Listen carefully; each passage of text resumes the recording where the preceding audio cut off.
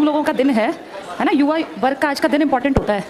किसका जन्मदिन था आज? विवेकानंद सरस्वती जी का। असली नाम तो नरेंद्र नाथ दत्त था, पर फिर नाम बदल दिया था एक महाराज जी ने कि भाई हाँ, खेतड़ी के राजा थे, वो भी थोड़ा स्पिरिचुअल टाइप के थे, तो उन्होंने कहा भाई अपना नाम बदल के अच्छा रख लो कि विवेक में जिसको आनंद का अनुभव हो, यानी जो संतुष्ट हो, जो शांत हो, उसे कहते हैं विवेक आनंद। तो आज यूथ डे है और यूथ की अपनी ताकत यही होती है कि वो अगले अपने पूरी जिंदगी का भविष्य का निर्माण करने की ताकत रखता है। इसलिए कहा जाता है सबसे अच्छी एज जिसको इंसान पूरी जिंदगी मिस करेगा वो रहती है 16 के बाद से। आप जो है ना एक डायरेक्शन पकड़ने लगते हैं। जैसे आपके संगी साथी हैं, आप पे असर उसका आना ही आना है। अगर वो अच्छे हैं तो आप चाहे एवरेज हैं, आप निखर सकते हैं, आप आगे बढ़ सकते हैं। और आप बहुत होशियार हैं लेकिन संगत गलत पकड़ गए तो आपकी ये होशियारी यहीं रखी रह जाएगी, क्योंकि संगत का असर आज तक कोई बच नहीं पाया, चाहे कितना ही बड़ा धुरंधर हो। 16 से आपकी लाइफ एक शेप पकड़ना शुरू करती है। और आप देखो 11वीं क्लास के बच्चे होते हैं 16 साल के, 11वीं 12वीं में अगर आपकी संगत अच्छी ठीक ठाक से लोगों के बीच रही है, ठीक ठाक से मतलब ये नहीं होता कि बिल्कुल पढ़ाकू हैं, चश्मा लगा के बैठे हैं बस वही होशियार है, ऐसा बिल्कुल नहीं है।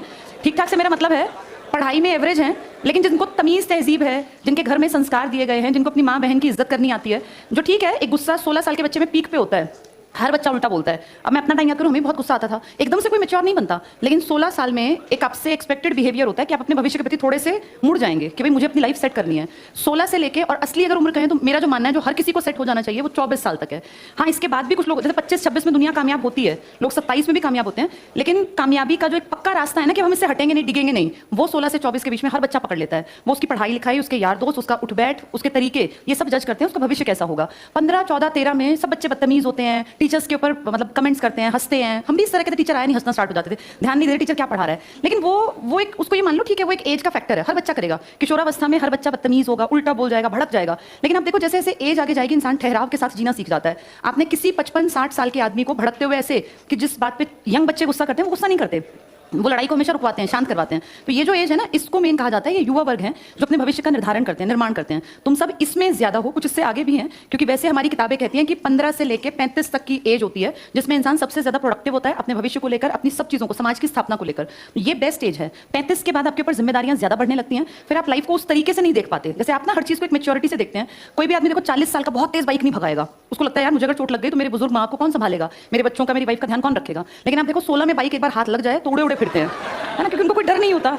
उनके दिमाग में ये बिल्कुल नहीं होता कि भाई मुझे कुछ हो गया तो ये बुजुर्ग माँ बाप जो मेरे ऊपर पूरी जिंदगी बुढ़ापा सोच के बैठे हैं, इनका क्या होगा। आप देखो मैक्सिमम एक्सीडेंट्स जो होते हैं जो अपनी गलती से, वो इसी उम्र के तो होते हैं, 16, 20, 21 जवान लड़के जो चले जाते हैं वो इस उम्र के हैं। यानी एज के साथ मेच्योरिटी बढ़ती जाती है, जिम्मेदारी का आभास होने लगता है। तो अब तुम जिस एज में हो ना, तुम उस एज में इनसे तो बहुत बड़े हो गए हो, अब तुम मेच्योरिटी की एज में आ गए हो कि तुम ये फील करो कि तुम्हारे ऊपर कितने लोग बैठे हैं, तुम्हारे माँ बाप जो बुजुर्ग हो गए। अब ये मान के चलो 45 से ऊपर है, 50, वो दूसरे के ऊपर डिपेंड हो जाएगा अगले 10 साल में। कोई भी आदमी कितना ही काबिल क्यों ना हो, 60 साल पकड़ते पकड़ते तो आदमी रिटायरमेंट चाहने लगता है ना, उसको लगता है अब मेरा बेटा बेटी इतने काबिल हो कि ये संभाल ले। 60 के बाद भी किसी को कमाना पड़ रहा है तो ये उसकी अगली पीढ़ी के लिए शर्मनाक है कि भाई हम इतने काबिल क्यों नहीं बने कि हमारे बाप को 60 के बाद भी कमाना पड़ रहा है। ये हमारी कमी है अगर उनको 60 के बाद भी काम करना पड़े। तो 60 तक उनको बैठ के खिलाने के लिए तुम्हें बहुत काबिल बनना पड़ेगा। और ये काबिलियत अब जब पढ़ोगे ना, खूब मेहनत करोगे, तब इकट्ठी करोगे। किसी भी इंसान को जिंदगी सेट करते करते 40 साल की उम्र पकड़ लेता है। वो नौकरी लगते ही कोई सेट नहीं होता, नौकरी लगते ही खुशी होती है, आपके पास पैसा आने लगता है, लेकिन जब आपका अपना मकान बन जाए, जब आपकी पीढ़ी चल पड़े, जब आप लगे आपको कि हाँ मेरी जिंदगी स्टेबल है। जैसे मैं देखूँ तो मुझे अब मेरी एज 40 है, मैं 30 के बाद देखूँ तो मैं अपनी जिंदगी को स्टेबल कर सकती हूँ 30 के बाद। लेकिन मैं नौकरी तो 20 में लग गई थी, 20 प्लस में नौकरी थी,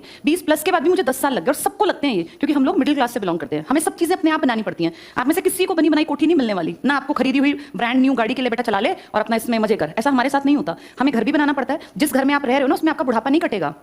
आपके माँ बाप ने जो घर बनाया, जिसमें प्रेजेंट में आप रह रहे हो, उसमें आप तो बड़े हो गए, लेकिन आप उसमें बुजुर्ग अवस्था नहीं देख पाओगे, उसकी जर्जर हालत हो जाएगी, चाहे कितना ही नया बनाया हो। आप ये देखो 30 साल में कोई भी घर पुराना हो जाएगा। अगर तुम आज 30 के आसपास हो तो 30 साल बाद तो वो खंडर हो जाएगा। जब तुम 60 के होगे, तुम्हारे जो अगली पीढ़ी है, इनके शादी ब्याह का टाइम आएगा, तो तुम उस खंडर में शादी ब्याह थोड़ी करोगे अपने बच्चों का। उस टाइम तक तो तुम्हें लगेगा कि यार अच्छा घर बनाना पड़ेगा। मैं ये अपनी बेटी को भी कहती हूँ, बेटा अपना घर सबको खुद बनाना पड़ता है, हर पीढ़ी को। कितने ही एडवांस्ड माँ बाप हो, आप कितनी अच्छी कोठी बना के दे दो, वो 10 साल 15 साल बाद खराब दिखने लगती है। समय के साथ 30 साल बाद कितना ही नया घर नया नहीं रहेगा, वो पुराना हो जाएगा, क्योंकि तब तक चीजें और बदल जाती हैं। तो हम उस पीढ़ी के लोग हैं जिनको सारे काम करने हैं। तुम्हें माँ बाप की भी केयर करनी पड़ेगी, क्योंकि तुम्हारे माँ बाप का दूसरा कोई सहारा नहीं है। जब हम लोग बुजुर्ग होंगे ना, तो हम ऑल्टरनेटिव रिसोर्सेज बना चुके होंगे। तुम भी बना लोगे जब तुम 60 के होगे। तुम में से कोई अपने बेटे के ऊपर मुंह धोके नहीं बैठेगा या बेटी के ऊपर कि भाई ये मेरा काम करेंगे तो चलेगा, क्योंकि तब तक पीढ़ियां ऐसी रहेंगी नहीं। ये जो सोशल वैल्यूज थे ना, जैसे हमारे पिताजी का टाइम था, तुम्हारे पिताजी का, तुम्हारे दादा का, तो किसी के दिमाग में ये आता नहीं था कि मेरा बुढ़ापे में क्या होगा। सबको पता था मेरे पास 5-6 बच्चे हैं, इनमें से कोई ना कोई इतना काबिल बनेगा कि मैं बुजुर्ग होकर दुख नहीं पाऊंगा। आप देखो मेरे दादा के जो एज के लोग थे, वो कोई दुखी नहीं हुआ, किसी ने अपने माँ बाप को छोड़ा नहीं, कोई बुजुर्ग अवस्था में काम नहीं करता था।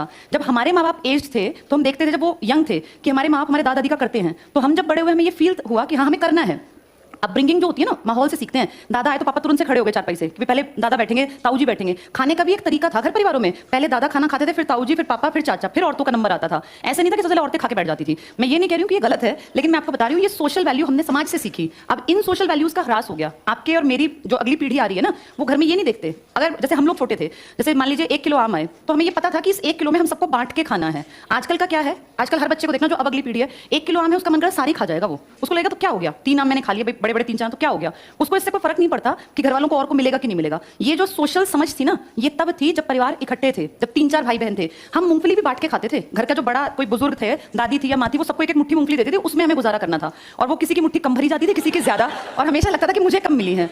लेकिन आज ऐसा नहीं है। आज आप सबके घर में मूंगफली रखी रहती है, काजू बादाम भी रखे हैं, तो बच्चे खा के राजी नहीं है, उन्हें बांटना नहीं आ रहा। तो ये मान के चलो कि जब हम बड़े होंगे ना, तुम भी बड़े होगे, तो ऐसी पीढ़ी हमें शायद ना मिले जिन्होंने ये वैल्यूज सोसाइटी से सीखी है कि बड़ों के लिए करना है। ये हम तो देख देख के सीख गए, क्योंकि हमने अपने से बड़ों को ऐसा देखा था। तो हम लोगों की जो पीढ़ी बड़ी होगी, तुम्हारी तो और हमारे 10 साल बाद बड़ी होगी, तुम्हें अपनी बुजुर्ग अवस्था का काम धंधा खुद देखना पड़ेगा। लेकिन अब तुम जिस पीढ़ी में बड़े हुए हो ना, तुम्हारे अंदर ये वैल्यूज हैं, क्योंकि सोसाइटी 30 साल से बदली हुई नहीं है। 30 साल से तुम देख रहे हो, तुम्हारे पिताजी ने तुम्हारे दादा के टाइम पे जब जरूरत पड़ी तो उनके लिए किया होगा। चाहे देखो लड़ाई झगड़ा होना, बातचीत ना होना एक बात है, लेकिन जब जरूरत पड़ती है तो देखो आपस में परिवार वाले खड़े होते हैं। ये हमने सीखा है अपने समाज से। हमारी पीढ़ियां ये नहीं सीख पा रही, क्योंकि ये वैल्यूज मिल ही नहीं रही। तो इसलिए युवा अवस्था में जब बैठे हैं ना, अपनी बुजुर्ग अवस्था का काम भी अभी कर लेना, क्योंकि हम जिस टाइम पे बुजुर्ग होंगे, उस टाइम सोसाइटी की वैल्यूज ना के बराबर होंगी। ठीक है, तो अब इसलिए खूब मेहनत करो, पढ़ो लिखो और आगे बढ़ो। आज हमें